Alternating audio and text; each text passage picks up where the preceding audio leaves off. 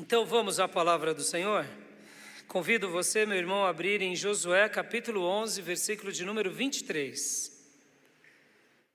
Hoje eu quero continuar falando com vocês sobre o livro de Josué, e o título da minha mensagem é Conquistar a Terra. Conquistar a Terra. Quero ler esse texto. Diz assim a palavra de Deus: Foi assim que Josué conquistou toda a terra, conforme o Senhor tinha dito a Moisés, e deu-a por herança a Israel, repartindo-a entre as suas tribos. E a terra teve descanso da guerra. E agora eu quero ler com vocês também o versículo de número 23, ou melhor, versículo de número 15.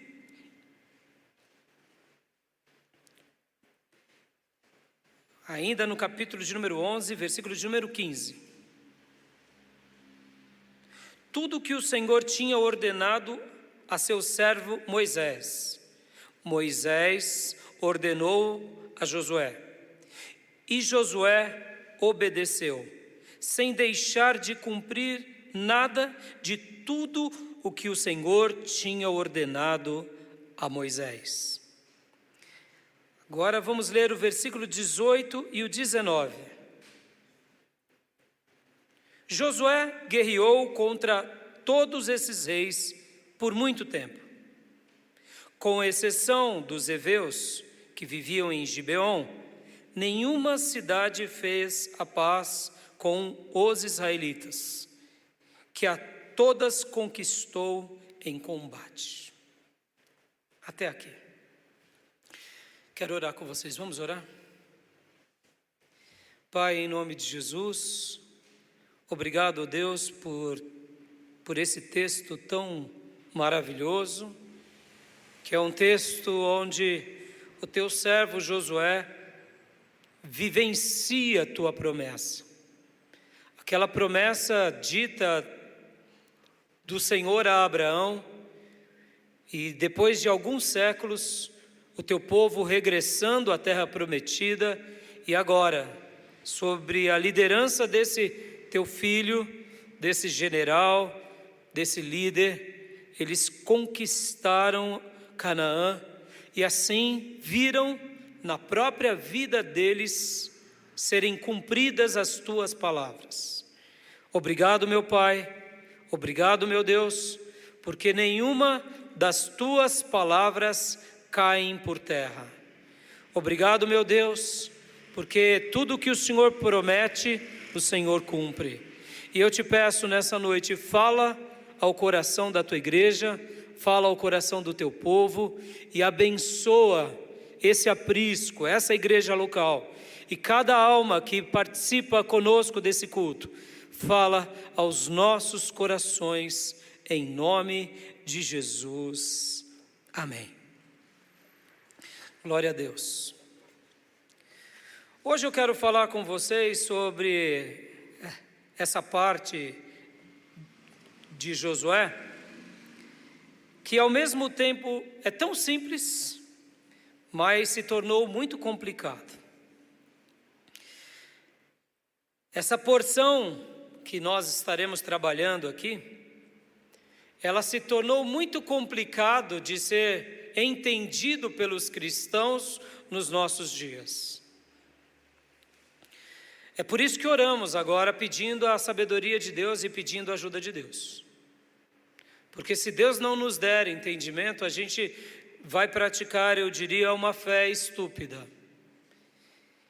E eu não tenho dúvida que Deus vai te ajudar a você compreender o que é realmente conquistar a terra, tomar posse da terra. Porque, como eu disse, o que eu irei tratar é algo muito simples do livro de Josué, que é a parte das divisões da terra de Canaã, nas 12 tribos. Josué, juntamente com todo Israel, lutaram contra todos os habitantes de Canaã e venceram. E agora depois dessa vitória, eles estavam fazendo a partilha, eles estavam fazendo ali a separação do território para as 12 tribos de Israel. José, filho de Jacó, é tirado dessa lista e entra no lugar dele Efraim e Manassés. A tribo de Levi também é tirado dessa lista, porque a porção dos levitas era o Senhor. A grande herança de todos os sacerdotes e de todos os levitas era o próprio Deus. Deus separou a tribo de Levi para que eles fossem pastores em Israel. Então, dessa grande divisão em 12 partes, a tribo de Levi foi espalhada entre as demais tribos para que sempre houvesse ali um sacerdote, um pastor cuidando daquelas tribos. E essa divisão aconteceu, e é interessante que nós vemos isso aqui, eu diria, do capítulo de número 10, do versículo 29 até o capítulo 22. E aqui, rapidamente, eu quero fazer um passeio com vocês nessa porção, só para que vocês entendam um pouco o que aconteceu. Então, abra comigo do capítulo 10, na sua Bíblia em casa, capítulo 10, do versículo de número 29 até o capítulo 2. Rapidamente, a gente vai fazer um passeio aqui durante essas divisões.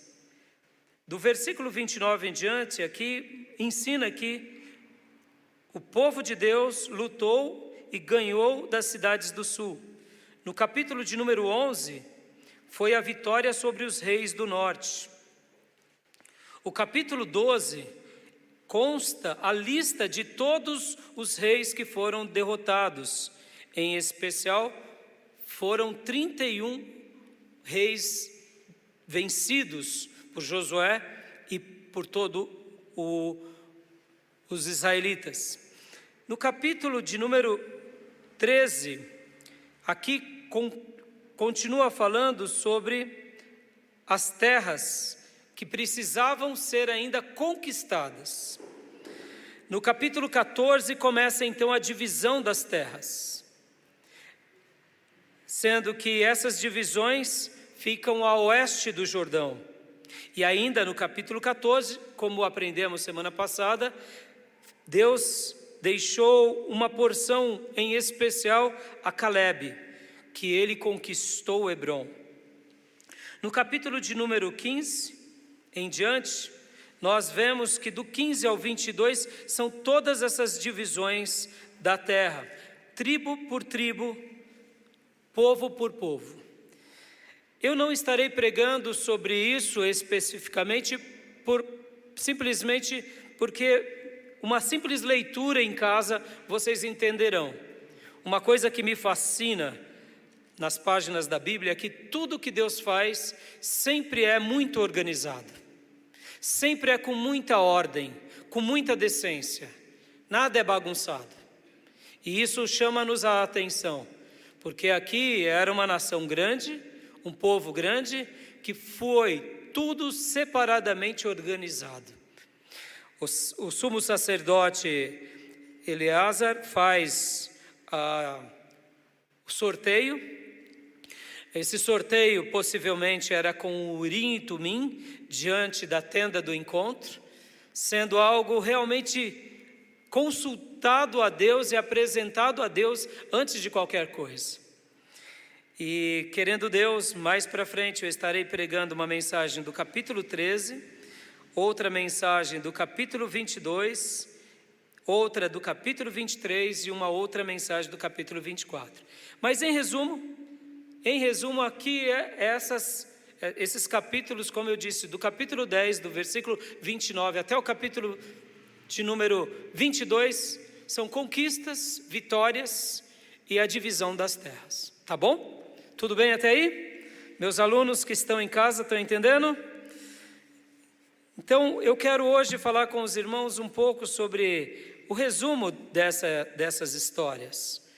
Porque, de fato, irmãos, eu não sei se você já viu, Eu já vi tanta coisa acontecer no meio do povo de Deus, aonde eu diria nós acabamos sendo ridicularizados. Ridicularizados. Porque compreendemos de forma errada o que é conquistar a terra. Eu me lembro de um dia que um irmão saía de um culto, e foi um culto durante a semana, e ele viu um carro zero na rua, perto da porta da igreja.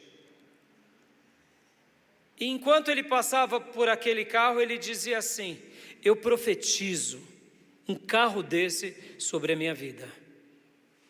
Eu estava passando ali juntamente com vários outros irmãos, eu não conhecia aquela pessoa, mas do lado desse carro zero tinha um mendigo, maltrapilho, e ali nasceu uma profunda incógnita no meu coração. Será que é isso mesmo que Deus deseja para nós? Que a gente saia profetizando e declarando coisas materiais o tempo todo? Enquanto tinha um mendigo do lado, um maltrapilho, talvez com fome, ele simplesmente olhou para o objeto e não olhou para a vida. Eu não censurei, eu não o conhecia, eu não era pastor dele, mas ali nasceu uma incógnita profunda no meu coração. Falei, será que Jesus faria isso? Talvez você já viu alguém desejar comprar uma casa e ele dar 7 voltas no quarteirão para poder dizer, essa casa é minha pela fé. Eu pergunto, será que Jesus faria isso? Esse título, que é Conquistar a Terra, hoje vai ser, eu diria, um divisor de águas para o seu coração. Hoje Deus vai te mudar o rumo da sua vida, vai te colocar no novo rumo, porque esse assunto é algo simples, mas muitas vezes existem muitos irmãos que sofrem por não entender e por não ler direito as páginas da Bíblia. E acabam tendo, eu diria, uma fé doente quando não vesga, quando não míope. Simplesmente porque não entende o que é conquistar a terra. Então hoje eu penso que Deus tem uma resposta para nós. Deus tem uma direção para nós. Deus tem, eu diria, no grande GPS sagrado de Deus, Ele vai mudar a rota das nossas vidas. Eu não tenho dúvida disso. Porque, perceba, irmãos, Josué deu 7 voltas durante 7 dias em Jericó. E no último dia, 7 voltas novamente. Mas Jesus Cristo não poderia ter dado 7 voltas em Israel para que o Império Romano ruísse naqueles dias? E assim, ele destronasse os Herodianos e Pilatos, juntamente com todos os soldados? Percebam como que ler a Bíblia é muito mais do que simplesmente olhar a Bíblia com crendice. Conquistar a terra não é só um jargão, foi uma promessa. Para Josué, conquistar a terra foi singular.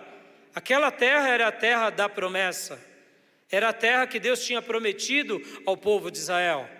Então, conquistar a terra para Josué, para Caleb e para todo Israel foi importante. Mas o que é conquistar a terra? Será que a gente entende realmente o que é conquistar a terra? Nessa noite eu desejo que Deus realmente mude a rota das suas perspectivas. Te faça entender o que é conquistar a terra para um cristão. O que é conquistar a terra na perspectiva de Jesus, dos apóstolos, da igreja primitiva. Talvez você esteja pensando, o pastor vai vir com um discurso de pobreza. Não, não é isso. Eu não quero ir para um discurso nem materialista, nem de pobreza. Voto de pobreza, não é isso.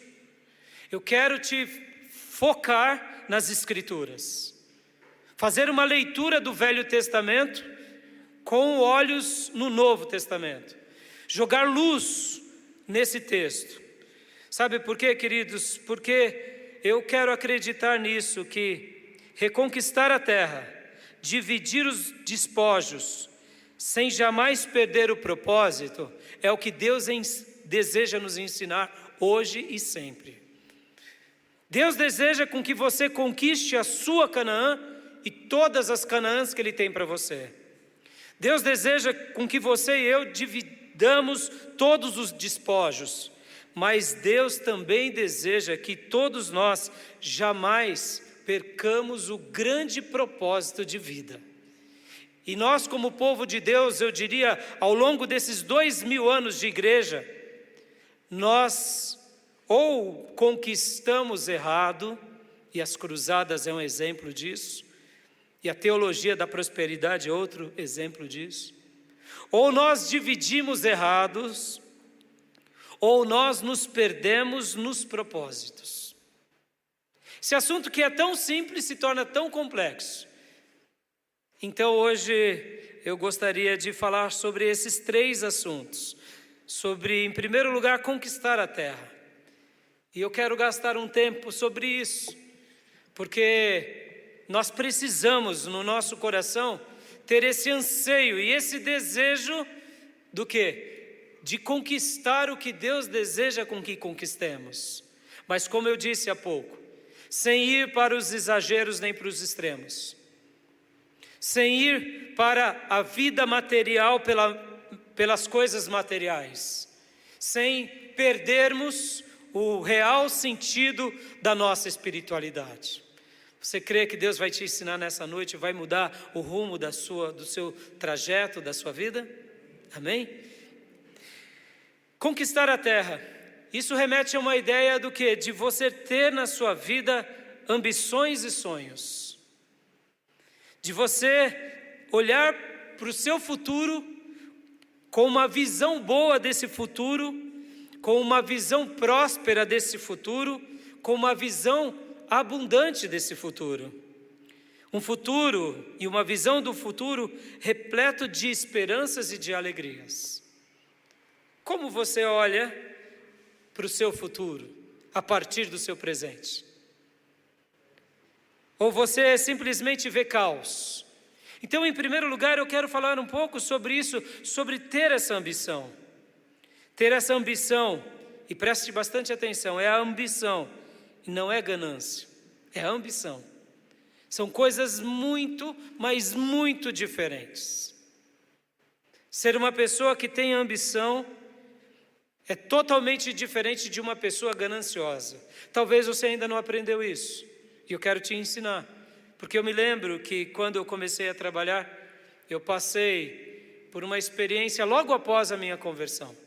Um pouco tempo depois da minha conversão, por volta de 1 ano, ou melhor, 2 anos depois da minha conversão, eu fiquei desempregado.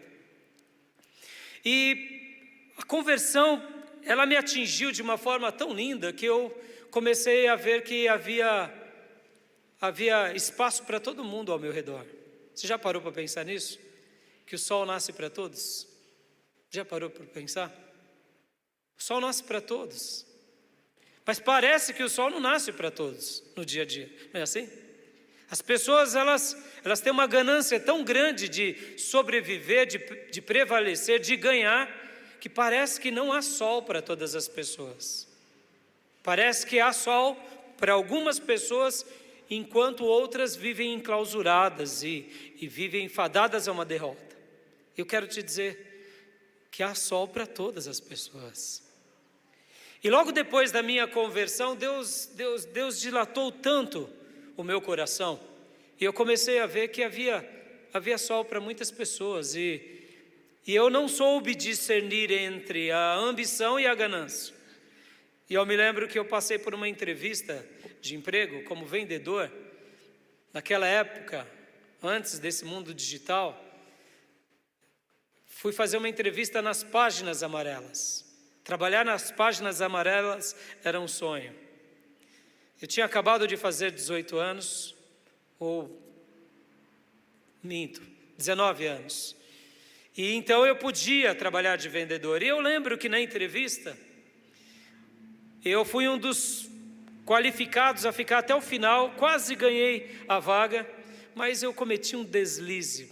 Porque naqueles dias, como eu disse, sabe, irmãos, quando você se converte de verdade, você começa a amar o inimigo e você nem sabe por que você está amando o inimigo.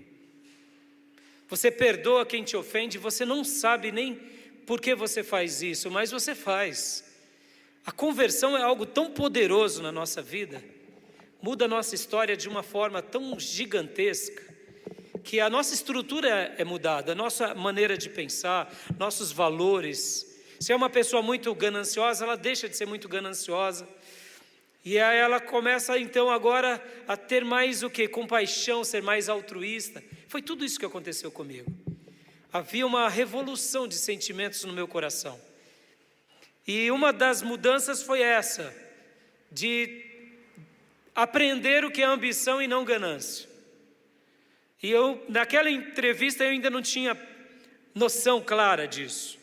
E eu lembro que os entrevistados, eram 2 entrevistados, e eles me fizeram uma pergunta, dizendo assim: então, se você puder vender o maior número, se você puder, por exemplo, conquistar a maior conquista de todas, o que você faria?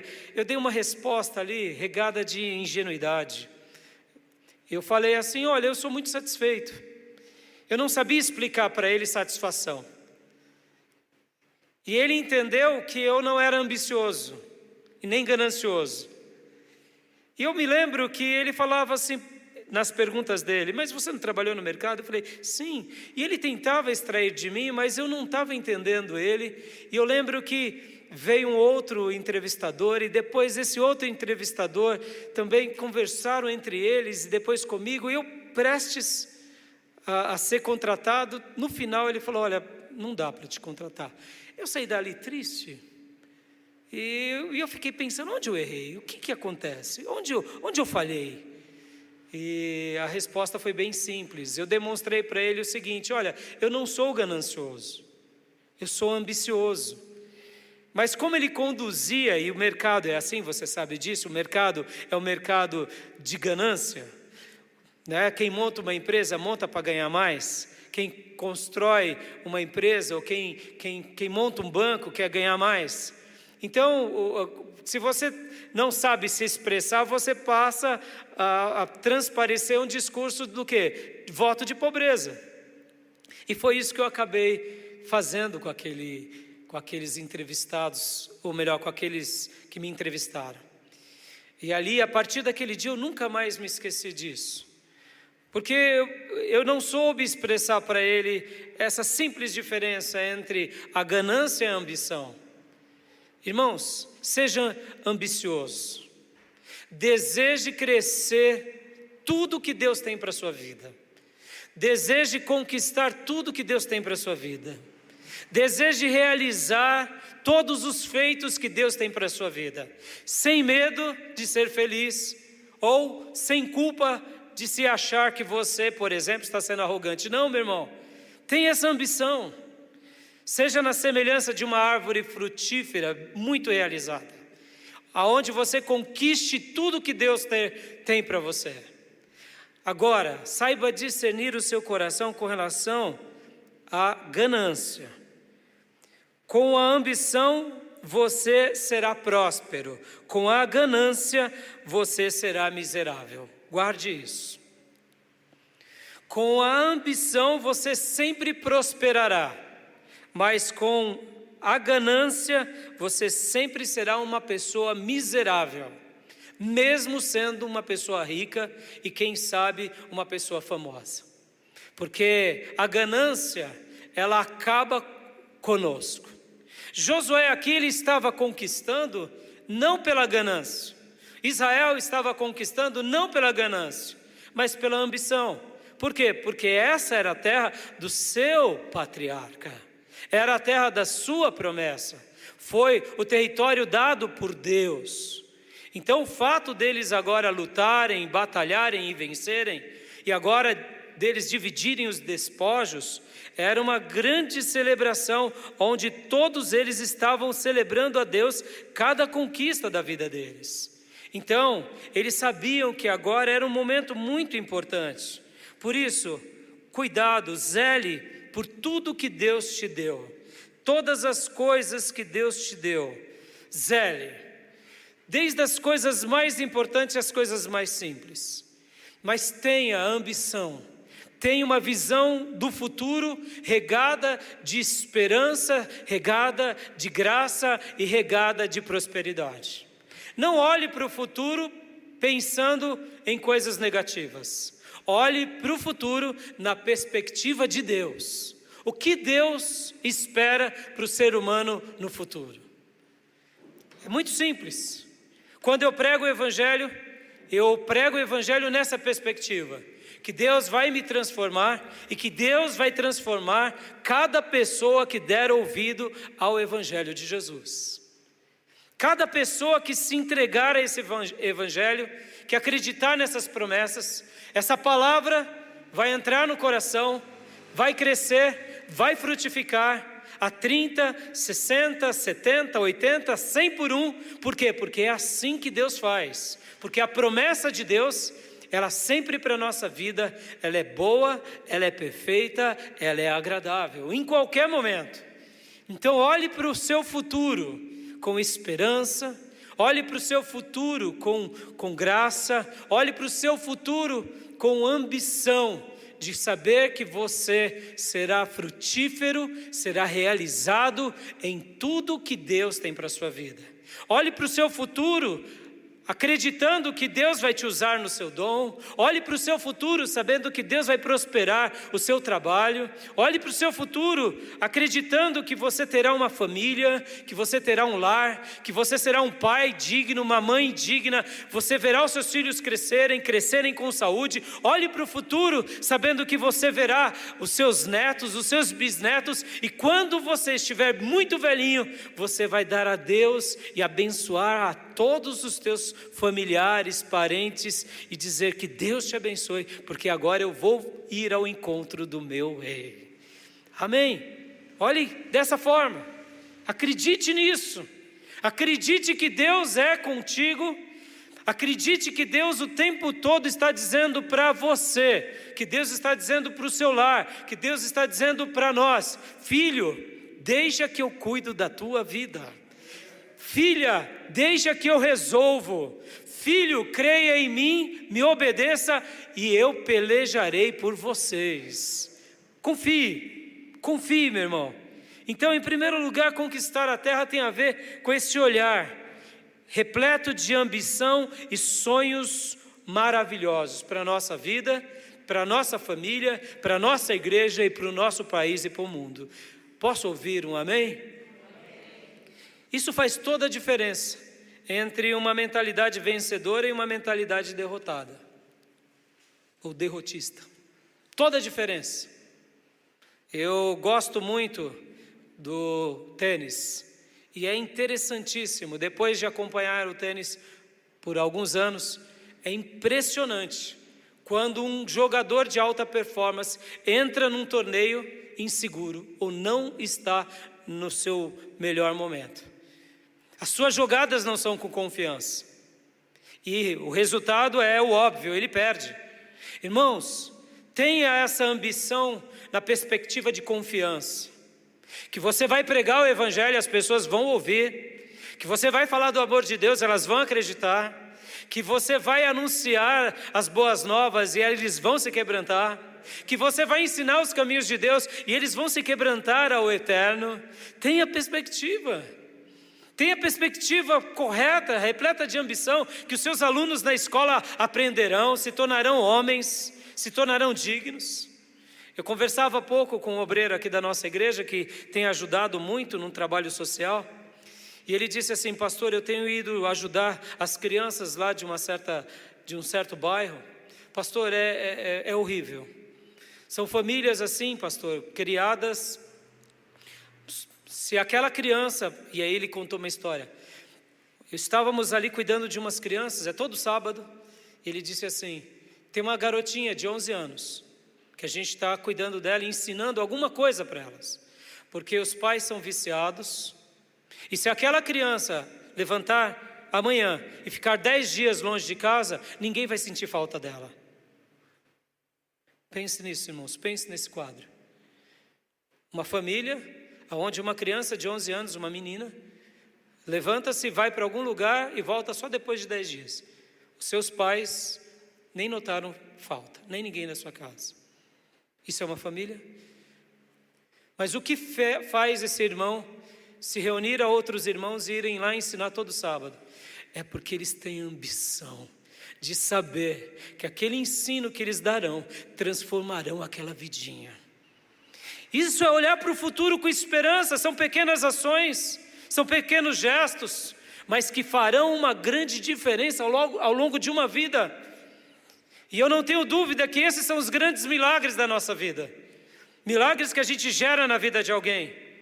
Eu sei que quando nós olhamos a nossa vida e ao nosso redor, nós nos sentimos impotentes e fracos, mas é nessa hora que entra Deus e entra a fé. Creia que Deus está na tua vida o tempo todo e que Ele não te abandonou nem te abandonará, porque foi assim que Ele fez com Josué, com Caleb, com todo Israel. Ele batalhou as batalhas, o Senhor lutou as lutas com o seu povo, e o Senhor deu a Josué e a toda a nação de Israel aquela terra. Deus também te dará muitas conquistas.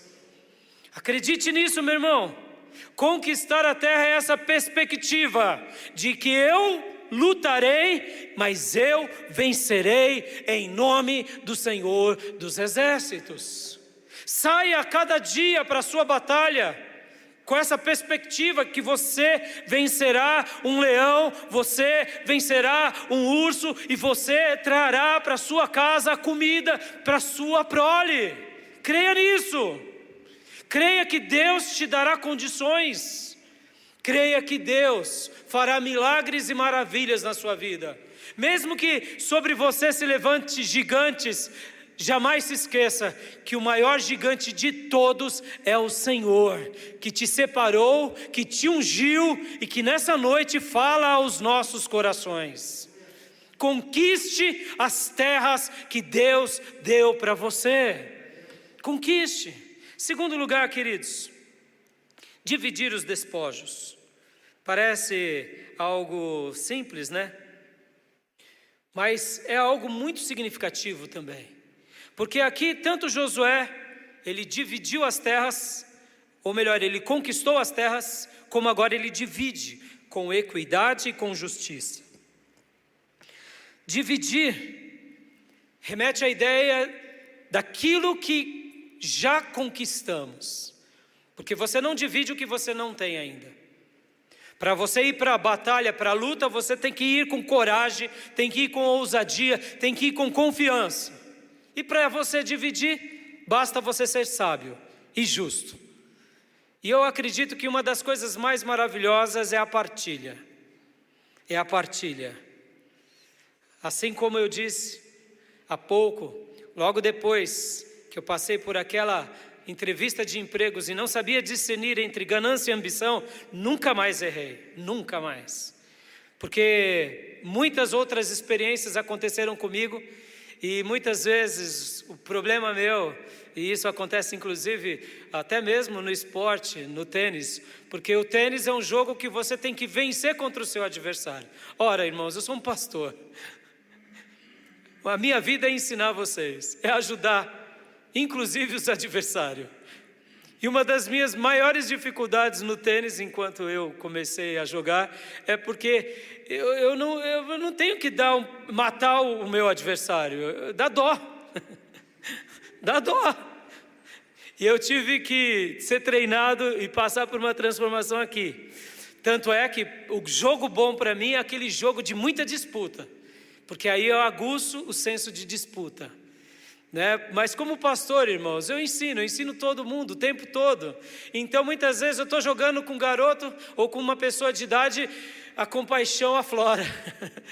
E quantas são as vezes que eu tenho que me preparar mentalmente antes de um jogo, por exemplo, de tênis, para falar, não, eu tenho que ganhar, eu tenho que vencer. E assim, graças a Deus, nas últimas vezes eu andei ganhando, antes da pandemia, claro, porque de lá para cá não tenho visto mais a bolinha.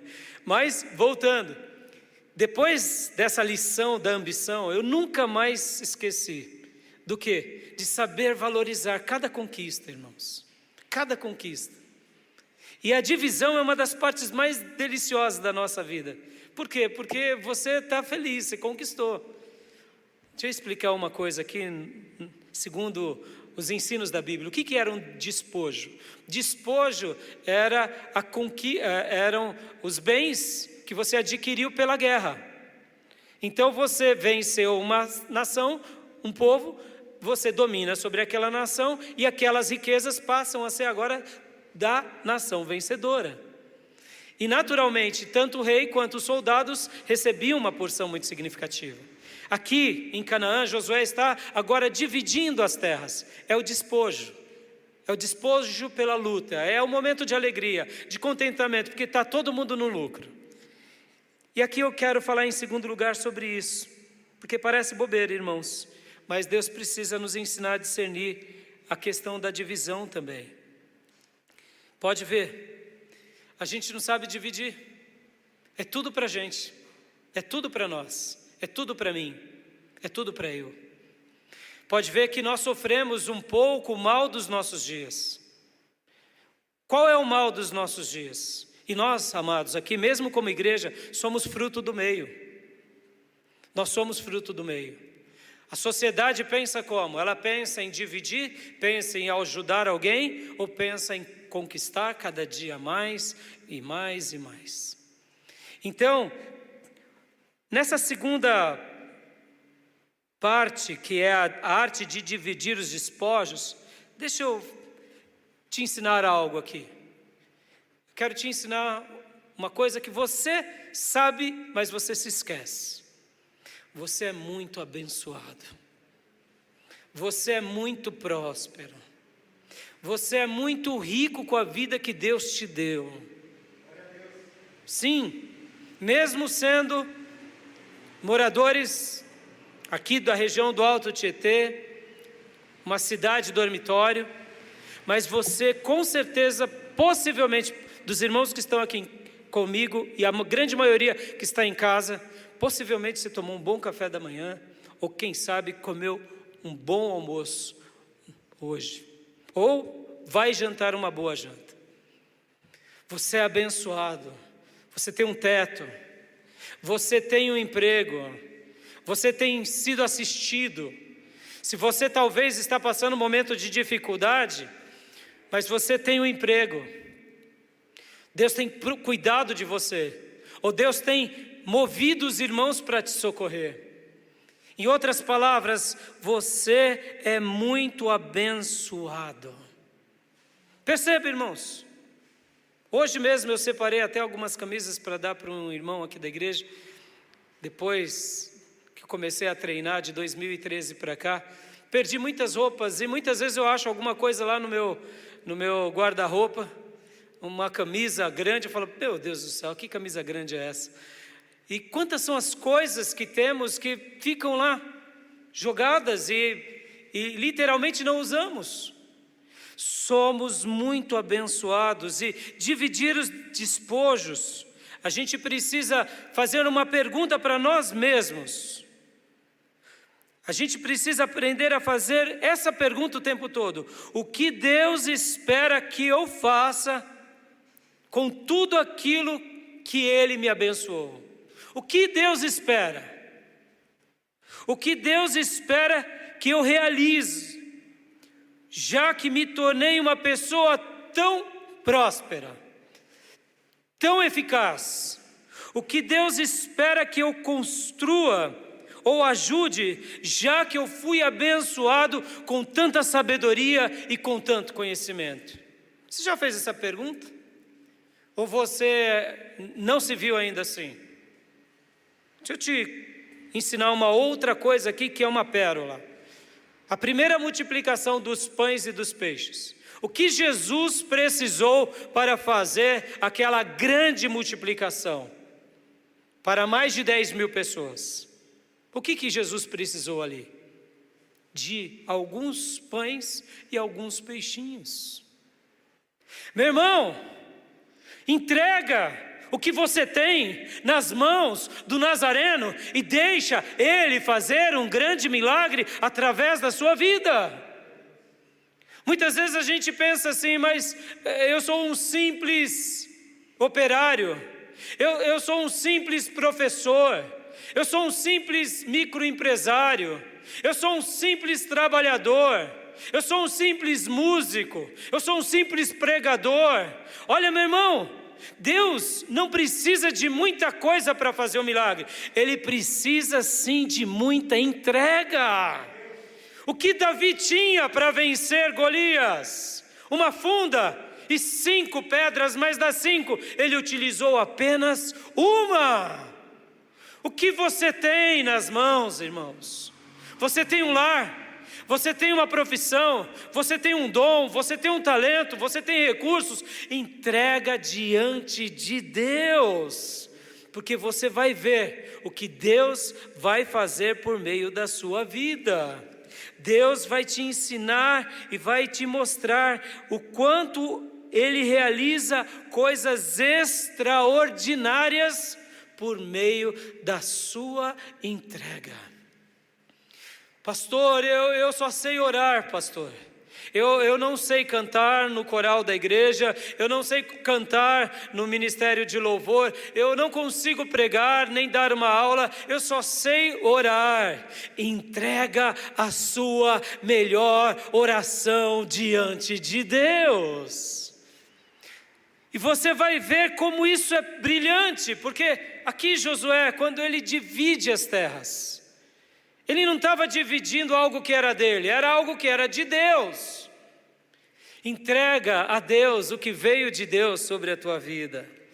E em terceiro e último lugar, olha que interessante, eles conquistam a terra, eles dividem a terra, e agora eles não perdem o propósito.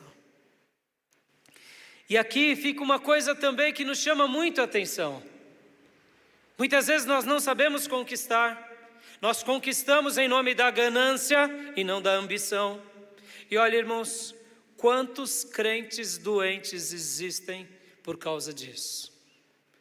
Meus irmãos, eu não vejo a hora de aqui na nossa igreja nós temos frentes sociais muito mais poderosas. Quem sabe montar uma escola, quem sabe montar um colégio, quem sabe montar uma faculdade. Pastor, mas meu irmão, eu acredito. Sabe por que eu acredito? Porque essa obra não é minha, ela é do Senhor. Começamos com o seminário, mas e o que Deus terá para nós? Meu irmão, eu quero tudo o que Deus tem para nós. Eu particularmente amo 2 frentes sociais, o ensino e a saúde. Quem sabe uma hora uma clínica médica, quem sabe depois uma clínica de especialidades médicas, quem sabe depois um grande hospital para a glória do Senhor. É assim, meu irmão. Agora me pergunta, isso tudo vai ser do pastor Rai? Claro que não, isso vai ficar para a posteridade, para as próximas gerações, para que o nome do Senhor seja glorificado. Pastor, o senhor acredita mesmo que uma igreja pobre, numa cidade pobre, pode realizar muitas coisas? Oh, meus irmãos, o quartel-general do Nazareno era lá na Galileia, era lá em Nazaré. Pode vir alguma coisa boa de Nazaré ou da Galileia? Veio o Nazareno. Pode vir alguma coisa boa? Vieram os 12 apóstolos, os que mais foram homens que mais marcaram a história da humanidade. Eu não duvido do que Deus possa fazer por nosso intermédio. Amém, igreja? Agora, irmãos, é a conquista do Senhor entre nós. Não é a minha conquista para mim. Perceba, Não é a minha posteridade, é a posteridade do reino de Deus entre nós. Quantas são as pessoas doentes, porque elas fazem da sua religião um lugar para conquistar coisas materiais. Meu irmão, não faça isso, pelo amor de Deus. Não faça da igreja um lugar de riqueza. Não faça da igreja um lugar para se alcançar patamares financeiros. Não faça. Meu irmão, quer prosperar na vida? Primeiro lugar, estude. Segundo lugar, trabalhe. Terceiro lugar, aplique o seu dom, o seu talento, do que você nasceu para fazer. E naturalmente, continue trabalhando e estudando e trabalhando, e você prosperará muito. Você alcançará riqueza. Você não precisa da igreja para isso. Perceba, irmãos, perceba. As pessoas estão vindo para a igreja com motivações erradas. E depois essas pessoas se frustram no evangelho. Mas naturalmente se frustrarão. E olha como é grande e nobre o evangelho. Basta ler a Bíblia. Irmãos, nesse terceiro ponto de não perder o propósito, eu quero agora te levar para o Novo Testamento. Te levar para o Novo Testamento. Porque a gente tem que ler aqui, conquistar Canaã, na perspectiva de Cristo, que é o nosso maior exemplo de todos. Jesus Cristo é Deus que vira homem, e Jesus Cristo foi a pessoa mais brilhante, mais extraordinária que já viveu nessa terra. Ninguém nem nada se compara a Jesus. Quando a gente vai ler, por exemplo, o Novo Testamento, você não vê Jesus declarando riqueza pela riqueza. Você não vê Jesus, por exemplo, quando entra em Jerusalém, dizer: um jumento. Será que nos dias bíblicos não tinha cavalo puro sangue? Claro que tinha. Não tinha carroça? Claro que tinha. Não tinha carruagens reais? Claro que tinha. E por que ele entra num jumento? Porque Jesus Cristo nasce numa manjedoura? Porque o trono mais espetacular do universo foi uma cruz. Meu irmão, conquistar a terra, a gente tem que ter uma perspectiva do Novo Testamento. Aqui, repito, eu não estou fazendo um discurso de voto de pobreza, não, meu irmão. Nas páginas do Novo Testamento tinham pessoas ilustres, Paulo é uma delas. Tinha José de Arimateia, que era rico. Tinha Joana, que também era rica. No Novo Testamento, Levi, que vira Mateus, era muito rico. Ou seja, eram pessoas prósperas. No Novo Testamento tem pessoas inteligentes, tem pessoas instruídas, tem pessoas ricas, e você não vê eles fazendo um voto de pobreza, mas você vê eles fazendo uma leitura correta da vida na perspectiva de Cristo. E é isso que a gente precisa resgatar. Porque o quantos hoje estão doentes porque olham a igreja como um lugar de fazer riqueza, e olham a vida nessa terra como sua grande herança. Não, meus amados, aqui é uma passagem, e detalhe, será uma passagem maravilhosa, porque eu não tenho dúvida que Deus hoje está mudando a rota e o rumo da sua vida, para que você tenha ambição, para que você tenha desejo de conquistar vidas, conquistar almas, conquistar projetos, construir um mundo melhor. Mas tudo isso você precisa fazer diante desse grande propósito, que é olhar para o Novo Testamento. Porque, irmãos, quando a gente olha muitas mensagens que a gente vê nos nossos dias, muitos testemunhos, eles parecem esquisitos às páginas da Bíblia, e de fato são. Se você quer seguir a Deus para alcançar riqueza, o nome do teu Deus não é Jesus, é Mamon. Cuidado, Mamon é o nome do Deus das riquezas. Jesus é o nome do Deus eterno, que morreu para nos salvar, para nos dar uma vida digna e abençoada, com significado e com propósitos. Então, no Novo Testamento, quando nós olhamos e quando nós entendemos, Jesus, por acaso, refletindo um pouco em conquistar a terra, qual foi a grande terra que o Mestre conquistou? Qual foi a grande terra? Qual foi o grande desafio que ele deixou para nós? Percebam, enquanto falo, eu não tenho dúvida que o coração de vocês começa a lembrar das histórias do Mestre. dos ensinos do Mestre. Porque Jesus, quando ele disse aos seus discípulos e apóstolos, vão por todo mundo, preguem o Evangelho a todas as criaturas, ensinando-os a guardar todas as coisas, ele não disse, destruam outras religiões. Ele poderia ter dito, ele não é Deus. Entrem em salões que não professam a nossa fé e aniquilem esses lugares. Foi isso que ele disse? Não foi. Jesus poderia ter falado palavras duras ao Império Romano. Foi isso que ele fez? Não fez.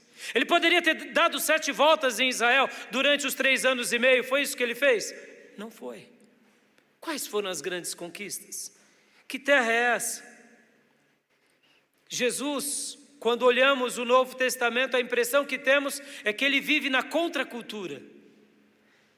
Ele vive sim na contracultura do que é errado, do que é anti-Deus e de tudo aquilo que não gere em nós uma vida digna. Sobretudo, irmão, Jesus é o grande salvador da nossa vida. Mas sobretudo ele veio nos ensinar a se tornarmos seres humanos extraordinários. Como se não bastasse a salvação da sua alma e da minha, o projeto de Deus e o grande propósito de Deus é nos fazer termos uma espiritualidade tão extraordinária que nos tornemos seres humanos extraordinários. Conquistar a terra para Jesus é conquistar a coisa mais difícil de todas. Sabe qual é a terra mais difícil a ser conquistada de todas? É a terra do nosso coração. A terra mais importante que Jesus sempre desejou conquistar é a terra dos nossos corações. Quando Jesus conquista essa terra, que por sinal é uma terra desconhecida e é a mais difícil de ser conquistada, e é o maior tesouro e o mais precioso tesouro de todo o universo. Quando ele faz isso, ele realiza algo magnífico na nossa vida, que é, ele nos realinha para uma nova vida, uma vida regada de propósitos e de significado. E ele nos dá um tesouro magnífico, que é a arte de aprender a amar a Deus e a amar ao próximo, segundo as Escrituras Sagradas. Qual é a sua grande terra que você deseja conquistar? Qual é a grande terra que Jesus conquistou? Como diz no célebre livro, E em Meus Passos, o que faria Jesus? Faça essa pergunta todos os dias da sua vida, em qualquer situação. E eu não tenho dúvida que você conquistará tudo que Deus deseja para você. Você dividirá com justiça e com equidade. Você verá que há sol para todo mundo e que você pode sim ter tudo que Deus desejou para você, sem que você se emburreça ou sem que você se desgrace com a ambição, ou melhor, com a ganância. Porque muitas vezes, irmãos, nós nos perdemos conosco mesmo. E por isso que Deus, ele deseja ser o nosso amigo e ele deseja nos ajudar. Chegaram para Gandhi, certa ocasião, e perguntaram para ele sobre o cristianismo. E ele disse assim: eu seria cristão, sem dúvida, se os cristãos o fossem 24 horas por dia. Olha o que ele diz. Eu seria cristão se os cristãos o fossem 24 horas por dia. Se eu visse neles Cristo, eu também me tornaria. Sabe qual que é o grande problema, irmãos? Nós muitas vezes temos um cristianismo doente, uma fé doente, e queremos realizar coisas para Deus, mas doente, a gente vai acabar morrendo. Gandhi também disse assim, esse grande líder indiano: não conheço ninguém que tenha feito mais para a humanidade do que Jesus. palavras de Gandhi. Ele está afirmando: eu não conheço ninguém que tenha feito mais para a humanidade do que Jesus. De fato, não há nada de errado no cristianismo. O problema são vocês, cristãos. Vocês nem começaram a viver segundo os seus próprios ensinamentos. Irmãos, é para ficar corado de vergonha ao ser confrontado com isso. Em resumo, o que esse líder indiano tinha dito é o seguinte, que o cristianismo é lindo, Jesus Cristo é maravilhoso, o problema no cristianismo não é o Cristo e nem o cristianismo, o problema somos nós, os cristãos. Eu creio que se houvessem mais cristãos nos dias de Gandhi, nós poderíamos, quem sabe, ter ganhado Gandhi e feito dele um grande cristão. Quero ler um texto que está no capítulo 21, versículo 43 ao 45. Capítulo 21 de Josué, versículo 43 ao 45.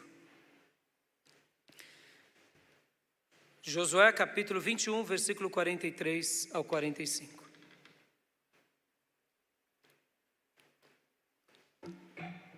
Assim o Senhor deu aos israelitas toda a terra que tinha prometido, sob juramento aos seus antepassados. E eles tomaram posse dela e se estabeleceram ali. O Senhor lhes concedeu descanso de todos os lados, como tinha jurado aos seus antepassados. Nenhum dos seus inimigos pôde resisti-los, pois o Senhor entregou a todos eles em suas mãos.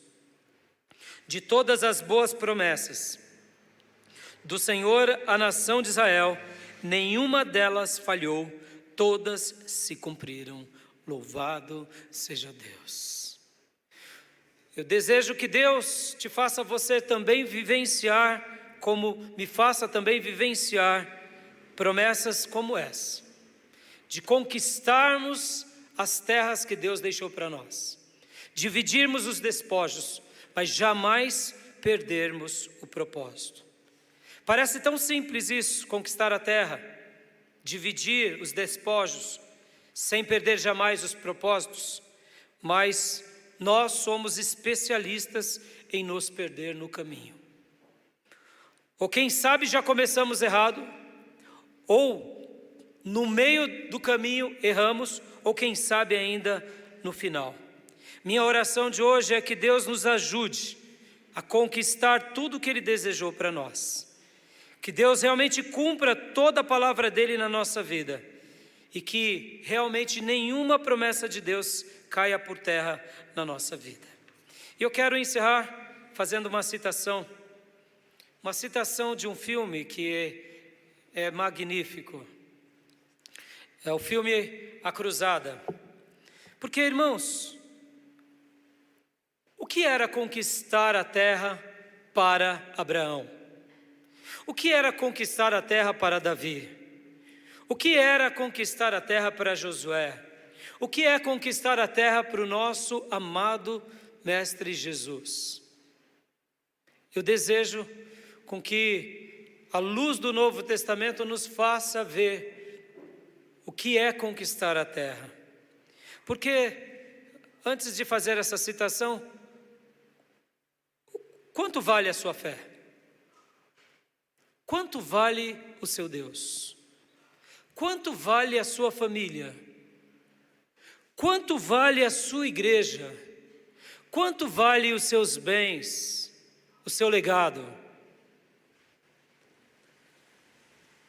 No filme A Cruzada, o ferreiro chama Saladino para um diálogo e para um termo no final do filme. E o ferreiro, resoluto em não ceder para Saladino, defendendo ali Jerusalém, ele faz um termo com Saladino, o líder muçulmano. E depois que eles acordam, eles concordam numa rendição, Saladino e eles então chegam no final e o ferreiro faz uma pergunta para Saladino. Ele pergunta: o que Jerusalém vale? O que Jerusalém vale?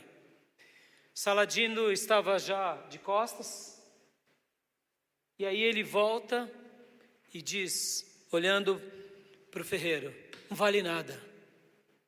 E ele continua a andar em direção ao seu exército. Ele dá mais alguns passos, e ele vira novamente para o ferreiro e diz: Jerusalém vale tudo. E impunha as mãos. Como assim não vale nada? Por que ele está batalhando por um lugar que não vale nada? E por que ele disse que não vale nada e depois vale tudo? O filme registra esse momento e é fantástico, porque esse é o dilema da nossa vida. Quanto vale a sua fé? Se você não tiver um cristianismo à altura, não vai valer nada. Mas se você tiver um cristianismo à altura, vai valer tudo. Quanto vale a sua própria vida? Se você é escravo da ganância, eu te afirmo, não vale nada. Mas se você é obstinado por uma santa ambição, vale tudo. Quanto vale a sua família? Se você é fruto do sistema em que a sua família é só um meio para satisfazer os seus apetites e desejos, ou seja, a tua família te serve como um utilitário, então tua família não vale nada. Mas se você é alguém que vê na tua família e nos teus amigos um legado de Deus e um presente de Deus, vale tudo. E a tua igreja? Quanto vale a tua igreja? Se você entrou aqui um dia, quem sabe, porque estava com dor e desesperado, mas depois que Deus derramou o bálsamo dele e te curou, você conheceu a face do Nazareno, se rendeu aos seus pés, então a igreja vale tudo. Mas se você tem olhado apenas para as mãos do Nazareno e para as bênçãos do Nazareno e tem desejado conquistar apenas nessa terra, não vale nada. Quanto vale o que Deus te deu? Vai depender da sua perspectiva.